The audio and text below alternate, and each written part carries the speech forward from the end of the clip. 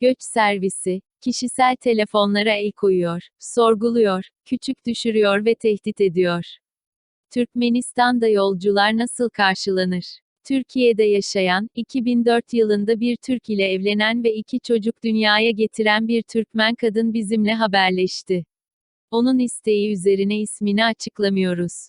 Aşgabat'ta karşılaştığı kabalık, tehdit ve kanunsuzluğu hali unutamadığı için hikayesini kamuoyuna açıklamaya karar verdi. 2020 yılının başında pasaportumun süresi doldu ve değişim başvurusunu yapmak için İstanbul'daki Türkmen konsolosluğuna gittim. Orada reddedildim ve Türkmenistan'a gitmem gerektiğini söylediler. Şubat 2020'de çocuklardan biriyle Türkmenistan'a gittim. Aşgabat Havaalanı'nda, vatandaşlarımızın 5 yıl süreyle Türkmenistan'dan çıkma yasağı cezasını verenlerine şahit oldum. Göç servisi çalışanları beni ayrı bir odaya götürdüler ve aşağılayıcı şekilde özellikle orta yaşlı bir subay, "Neden bir Türk ile evlendin? Neden kendine bizimkinden, bir Türkmen bulamadın? Türkmenlerin neyi eksik?" gibi aşağılayıcı soruları sormaya başladılar. Fotoğrafımı çektiler ve sorgulandım. "Bunun neden yapıyorsunuz?" diye sorduğumda bana herhangi bir açıklama yapmadılar. Telefonumu aldılar ve kontrol etmeye başladılar. Tüm iletişim bilgileri, kullandığım uygulamalar, fotoğraflar, kişisel yazışmalarım incelendi. Ve sorgulandım. Türkiye'de iletişim kurduğum kocamla nerede tanıştım gibi sorguları sordular. Kişisel hayatıma müdahale etmeye ne hakları var? Türkmenistan'da hemen göç dairesine gittim. Orada 15 günde pasaport alabilmem için benden $200 rüşvet sordular.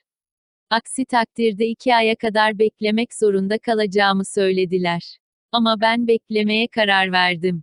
1 ay içinde Türkiye'ye döneceğim umuduyla gitmiştim. Ama Mart ayında pandemi nedeniyle Türkmenistan sınırlarını kapattılar. Aşgabat'ta bir daire kiralamak zorunda kaldım ve haftada 3 ila 5 kez gidip yardım etmelerini rica ediyordum. Göç idaresinde ikinci bebeğimin Türkiye'de kaldığını ve aileme dönmek istediğimi her seferinde söylüyordum.